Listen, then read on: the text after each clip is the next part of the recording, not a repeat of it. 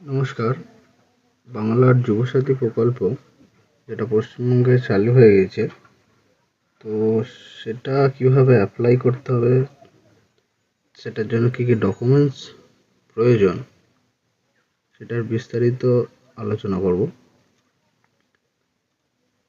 এই ওয়েবসাইটটা খুবই স্লো চলছে, তো আপনারা সকাল 8:30টার আগে অ্যাপ্লাই করতে পারেন, আর রাত 8:30টার পর থেকে মোটামুটি ভালোই চলে।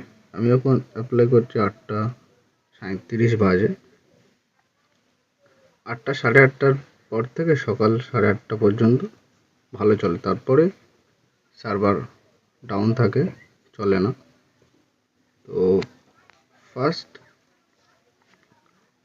এখানে কিছু ডকুমেন্টস লাগবে বাংলার যুবসাথী প্রকল্পের আবেদন করার জন্য। ফার্স্ট যেটা লাগবে, মাধ্যমিক পরীক্ষার অ্যাডমিট কার্ড। সেকেন্ড, মাধ্যমিক পরীক্ষার মার্কশিট যেটা আছে সেটা দিতে হবে। ফাইল সাইজ থাকবে 300 কেবির মধ্যে, সব পিডিএফ ফাইলে বানাতে হবে।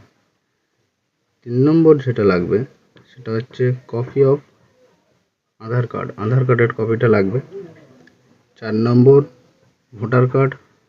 5 নম্বর ব্যাংকের পাসবুক ফার্স্ট পেজ যেটা। 6 নম্বর কাস্ট সার্টিফিকেট, যদি এসসি এসটি ওবিসি ক্যাটাগরির মধ্যে পড়ে তাহলে আপনাদের কাস্ট সার্টিফিকেটটা দিতে হবে।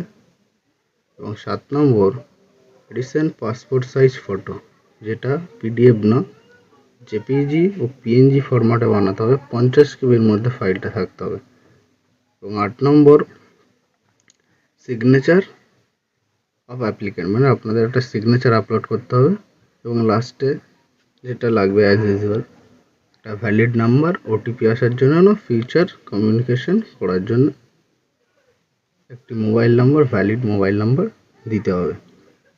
এগুলো সব দেখে নেবেন যে কী কী ডকুমেন্টস লাগছে।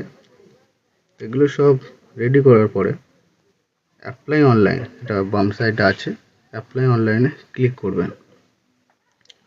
ক্লিক করার পরে এখানে অ্যাপ্লিক্যান্টের ফার্স্টে মোবাইল নাম্বার যেটা আছে সেটা দিয়ে দেবেন। তারপর একটু স্ক্রল করবেন, দেখবেন নিচে একটি সলভ পাজল আছে। সলভ করে এটা ক্যাপচার ঘরে এন্টার ক্যাপচা, ওখানে পুট করে গেট ওটিপি এই অপশানে ক্লিক করবেন। এই অপশানে ক্লিক করার পরে আপনার মোবাইলে একটু ওটিপি যাবে, ওটিপিটা আপনার মোবাইলে সেন্ড হয়ে যাবে, এরকম একটা পপ আপ দেখাবে। তো এখান থেকে সিম্পলি ওকে অপশানে ক্লিক করে দেবেন। ওকে অপশানে ক্লিক করে দেওয়ার পরে উপরে আপনার মোবাইল নম্বরটা শো করবে, নিচে ঘরে এন্টার 6 ডিজিট পিন, 6 নম্বরের ওটিপিটা ওই ঘরে বসিয়ে ভেরিফাই পিন ক্লিক করবেন। ভেরিফাই পিনে ক্লিক করার পরে অ্যাপ্লিক্যান্ট ফর্মটা, মেন ফর্ম যেটা আছে সেটা এখানে ওপেন হয়ে যাবে। তো অফলাইনের ক্ষেত্রে সেম এরকম একটা ফর্ম দেবে, সেটাতে আপনাদের ম্যানুয়ালি লিখে ডকুমেন্টসগুলো দিয়ে সাবমিট করতে হবে। আর অনলাইনে এগুলো ম্যানুয়ালি টাইপ করে সাবমিট করতে হবে। তো এখানে ফার্স্ট আছে মোবাইল নাম্বার, তারপরে আপনার আধার নম্বরটা দিয়ে দেবেন। তারপরে বেনিফিশিয়ারি নেম মাধ্যমিকের এক্সাম অনুযায়ী ফার্স্ট নেম, মিডিল নেম যদি থাকে middle name, otherwise last name দেবেন। তারপরে মোবাইল নাম্বার, লিঙ্ক আছে যে ব্যাঙ্ক অ্যাকাউন্টটার সাথে, সেই মোবাইল নাম্বারটা দিতে হবে। যে মোবাইল নাম্বারটা আপনার ব্যাংকের সাথে লিঙ্ক আছে, সেই মোবাইল নাম্বারটা এই ঘরে বক্সে বসিয়ে দেবেন। তারপরে ইমেল আইডি এখন সবার কাছেই আছে, ইমেল আইডিটা দিয়ে দেবেন যদি থাকে। তারপরে জেন্ডার, মেল হলে মেল, ফিমেল হলে ফিমেল। তারপরে এখানে ডেট অফ বার্থটা দিয়ে দেবেন। এখানে 21 থেকে 40 বছর পর্যন্ত এলিজিবল ক্রাইটেরিয়া আছে। 1/4/2026 পর্যন্ত যত বছর বয়স আপনার, সেটা যেন 21 হতে হবে, এবং ম্যাক্সিমাম 40 বছর হলে অ্যাপ্লাই করতে পারবেন। তারপরে আছে ফাদার্স নেম, এখানে ফাদার্স নেমের জায়গায় ফাদার্স নেম দিয়ে দেবেন, মাদার্স নেমের জায়গায় মাদার্স নেম, এবং স্পাউস নেম আপনি যদি বিবাহিত হয়ে থাকেন আপনার হাজব্যান্ডের নাম, আর আপনি যদি ছেলে হয়ে থাকেন আপনার ওয়াইফের নামটা এখানে দিয়ে দিতে হবে স্পাউস নেমের ঘরে। এবার তারপর আছে ক্যাটাগরি, জেনারেল হলে জেনারেল, এসসি হলে এসটি, এসসি হলে এসটি এবং ওবিসি হলে ওবিসি। তারপর আছে ম্যারিটাল স্ট্যাটাস। ম্যারিটাল স্ট্যাটাস মানে আপনি বিবাহিত কিংবা আনম্যারিড, অবিবাহিত কিনা তার একটা দিতে হবে। আনম্যারিড হলে আনম্যারিড, বিবাহিত হলে ম্যারিড। তারপর আছে contact details. Contact details first আছে হাউস নাম্বার। হাউস নাম্বারটা আপনাদের ভোটার কার্ডের পিছনে লেখা থাকবে, দেখে নিতে পারবেন। তো সেই অনুযায়ী হাউস নাম্বারটা এখানে দিয়ে দেবেন। তারপর আপনাদের গ্রামের নাম, পোস্ট অফিস সেটা ম্যানুয়ালি লিখে দেবেন, ডিস্ট্রিক্টটা ড্রপ ডাউন থেকে সিলেক্ট করে দেবেন। তারপরে ব্লক হলে ব্লক, মিউনিসিপ্যালিটি হলে মিউনিসিপ্যালিটি সেটা কিন্তু চুজ করে তারপর ব্লক যেটা আছে সেটা এখানে ড্রপ ডাউন থেকে সিলেক্ট করবেন। তারপরে গ্রাম পঞ্চায়েত যেটা সেটা দিয়ে দেবেন। তারপরে পুলিশ স্টেশন যেটা হয় সেটা দিয়ে দেবেন। তারপরে এখানে আছে পিনকোড। পিনকোডটা এখানে ম্যানুয়ালি টাইপ করে দেবেন। স্টেটটা এখানে সিলেক্ট করা যাবে না, ওয়েস্ট বেঙ্গলই থাকবে। তারপর আছে মাধ্যমিক এক্সামিনেশন ডিটেলস। মাধ্যমিকের বোর্ড, রোল নাম্বার, ইয়ার, কোন বছর পাস করেছিলেন তার একটা ছোট্ট ডিটেলস দিতে হবে। তো ফার্স্টে কোন বোর্ড থেকে পাস করেছিলেন ড্রপ ডাউন থেকে সিলেক্ট করে দেবেন। রোল নাম্বার যেটা আছে সেটা দিয়ে দেবেন, নম্বর যেটা আছে সেটা দিয়ে দেবেন, এবং কোন বছর পাস করেছিলেন সেটা এখান থেকে দিয়ে দেবেন।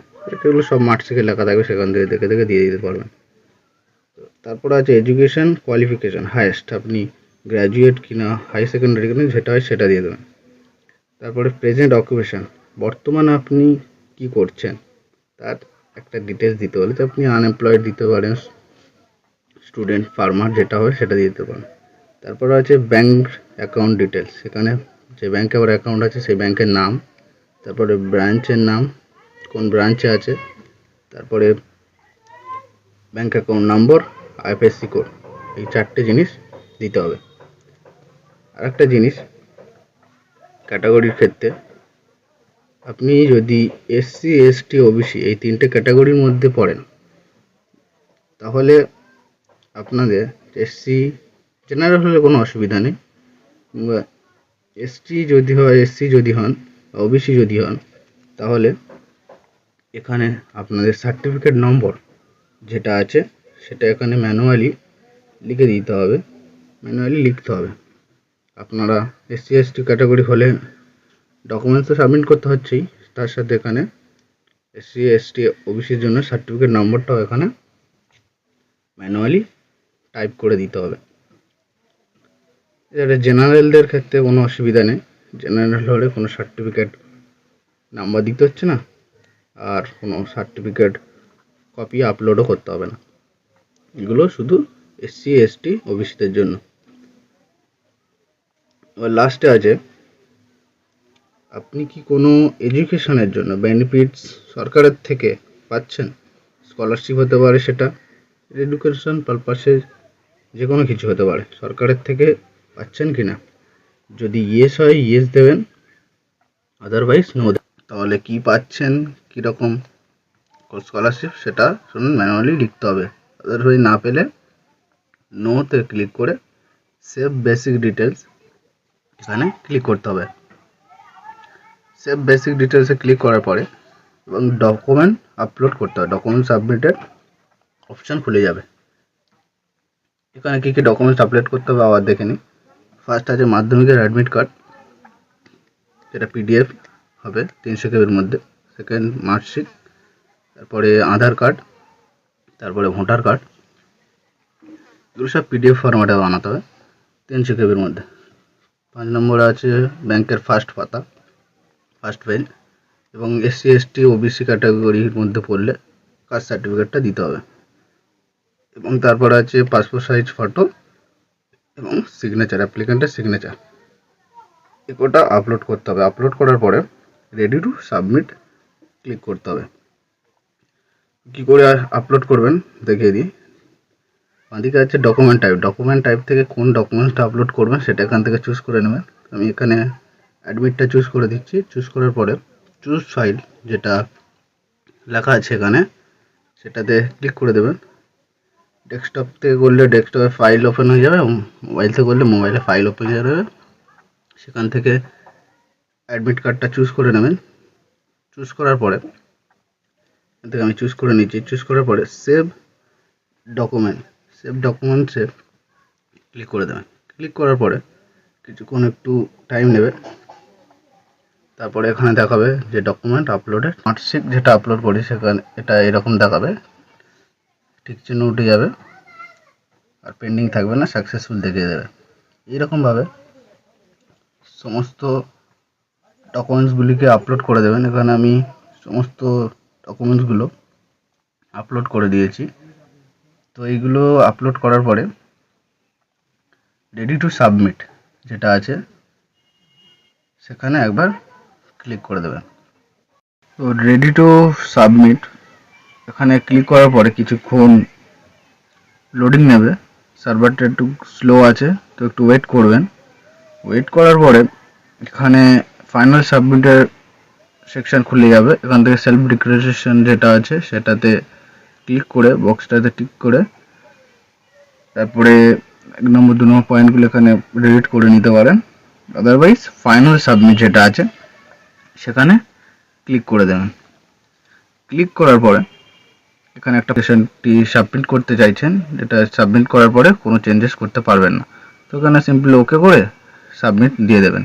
সাবমিট দেওয়ার পরে এখানে দেখাবে your application has been submitted successfully, submit হয়ে গিয়েছে। তো এখান থেকে অ্যাপ্লিকেশন নাম্বারটা পারলে কপি করে নেবেন, আদারওয়াইজ অ্যাপ্লিকেশন ফর্মে সব কিছু দেওয়া থাকবে। ডাউনলোড করার জন্য অ্যাপ্লিকেশন ফর্ম যেটা আছে সেখানে ডাউনলোড করে নেবেন। এখানে ফর্মটা আমি ডাউনলোড করেছি, ওপেন করে দেখাচ্ছি না, ভিডিওটা অনেক লম্বা হয়ে গেছে। ওপেন করে দেখে নিতে পারবেন। ওখানে দুয়ারে সরকারের রেজিস্ট্রেশন নম্বর থেকে শুরু করে সমস্ত রকম ডিটেলস দেওয়া থাকবে, কোনো অসুবিধা হবে না। তো এইভাবে খুব সহজ পদ্ধতিতে আপনারা ঘরে বসে মোবাইলের মাধ্যমে ডেস্কটপের মাধ্যমে বাংলার যুবসাথী প্রকল্পের জন্য আবেদন করতে পারেন।